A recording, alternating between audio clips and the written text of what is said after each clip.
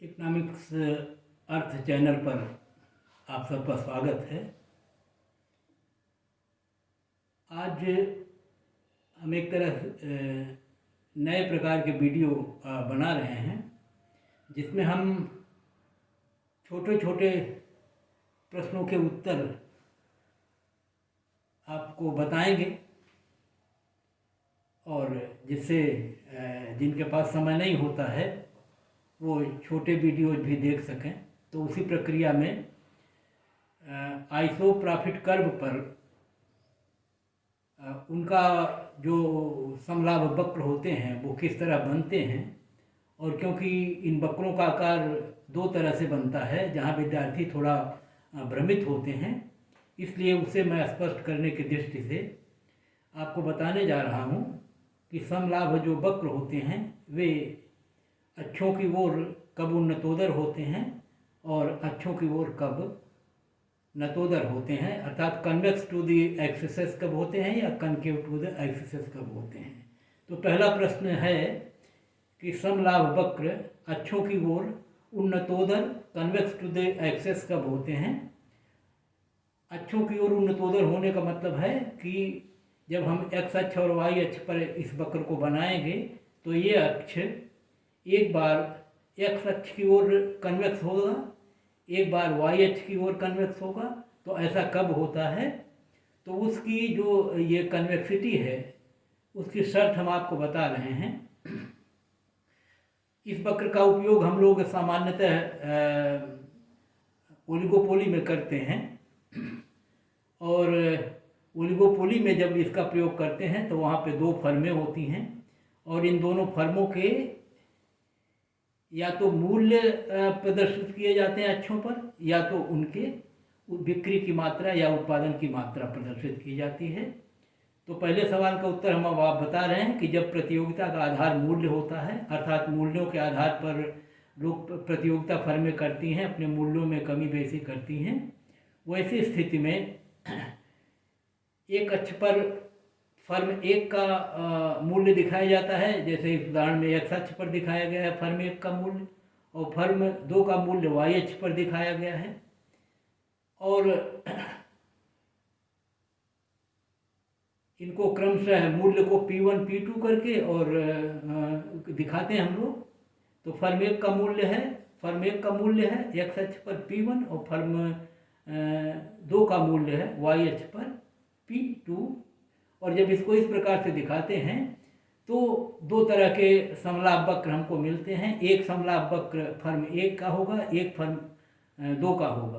तो फर्म एक का जो लाभ वक्र होगा वो फर्म एक का मूल्य जिधर दिखाया गया है उधर कन्वेक्स होगा।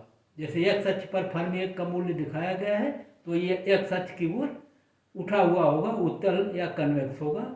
और वाई का मूल्य जो फर्म दो है उसका मूल्य जो है वो वाई अक्ष पर दिखाया गया है P2। तो इस नाते फर्म दो का जो आइसो प्रॉफिट कर्व होगा ये वाई अक्ष की ओर कन्वेक्स या उत्तल होगा।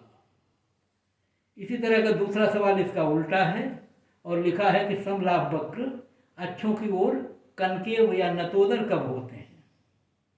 तो यहाँ हम आपको बता दें कि एक प्राइस कंपटीशन होता है और एक क्वांटिटी कंपटीशन होता है, जिसमें वस्तु की मात्रा को परिवर्तन करके फर्में आपस में प्रतियोगिता करती हैं, जैसा कि कूर्नो मॉडल में है, जैसा कि स्टेकिलबर्ग मॉडल में है। तो वहाँ पर हम अक्षों पर अब की बार फर्म के उत्पादन की मात्रा को दिखाते हैं।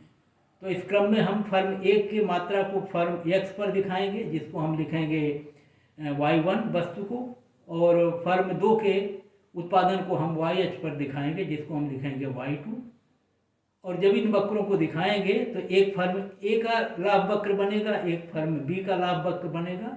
फर्म ए का लाभ वक्र यह अक्ष की ओर अब की बार कनकेव होगा, नतोदर होगा, और फर्म बी का वाई अक्ष की ओर नतोदर होगा। तो जाहिर है कि समलाभ वक्र उन्नतोदर भी बनते हैं और नतोदर भी बनते हैं, और नतोदर और उन्नतोदर कब होंगे ये इस पर निर्भर करेगा कि अक्षों पर मूल्य दिखाया गया है या वस्तु की मात्रा या उत्पादन या बिक्री की मात्रा प्रदर्शित की गई है, और किस अक्ष पर किसका मूल्य और किस अक्ष पर किसकी मात्रा इस रूप में प्रदर्शित है। और तदनुसार हम वक्रों को उन्नतोदर या नतोदर दिखाते हैं और ये बताने का प्रयास करते हैं कि ये फर्म किस फर्म का है। अगर नीचे हमने छोटे से चित्र 4 बनाए हैं, पहले वाले दोनों चित्र जो हैं इसमें अक्षों पर क्वांटिटी दिखाई गई है। ये कुर्नाट या स्टैकेलबर्ग वाले मॉडल के रूप को आप देख सकते हैं, जो लाइन एक सीधी रेखा के रूप में खड़ी है, इसे आप जानते हैं। और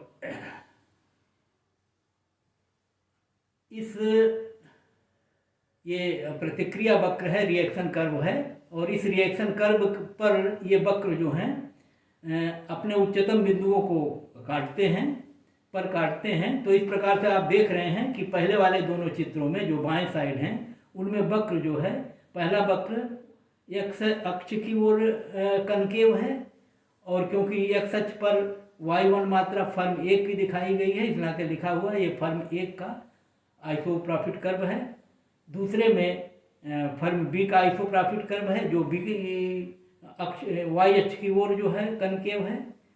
अगले दोनों चित्र जो दाएं साइड में हैं वो उस स्थिति में हैं जब अक्षों पर मूल्य दिखाए गए हैं। तो फर्म 1 द्वारा जो वस्तु बेची जाती है उसका मूल्य P1 एक्स अक्ष पर है, फर्म 2 द्वारा बेची जाने वाली वस्तु का मूल्य P2 है।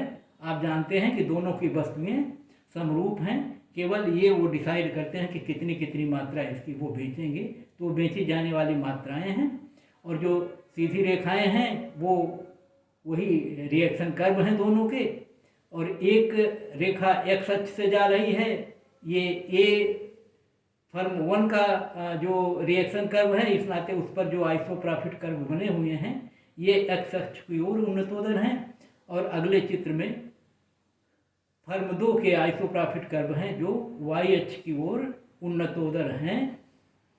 तो अब ये स्पष्ट है कि पहले वाले दोनों जो चित्र हैं ये क्वांटिटी कंपटीशन वाली स्थिति में हैं, और बाद वाले दोनों चित्र हैं वो प्राइस कंपटीशन वाली स्थिति को प्रदर्शित करते हैं।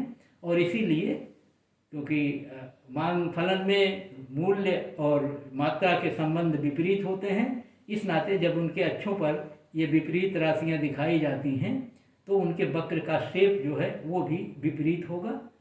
क्वांटिटी कंपटीशन में ये अक्षों की ओर कनकेव होंगे और प्राइस कंपटीशन में ये अक्षों की ओर कन्वेक्स होंगे। तो हमें उम्मीद है कि इन वक्रों के संदर्भ में अगर कहीं भी आपको कोई कन्फ्यूजन होता होगा तो वह स्पष्ट हो जाएगा। और अगर और डिटेल्ड में जानना चाहते हैं तो इसी चैनल पर इकोनॉमिक सर्च पर पीछे विस्तार से 2 वीडियो पड़े हुए हैं रिएक्शन कर्व पर, और रिएक्शन कर्व को समझाते समय आइसोप्रॉफिट कर्व को बहुत अच्छी तरह से वहाँ दोनों स्थितियों में समझाया गया है, चाहे प्राइस कंपटीशन की स्थिति हो और चाहे क्वांटिटी कंपटीशन की स्थिति हो। तो आज का वीडियो यहीं समाप्त कर रहे हैं। धन्यवाद।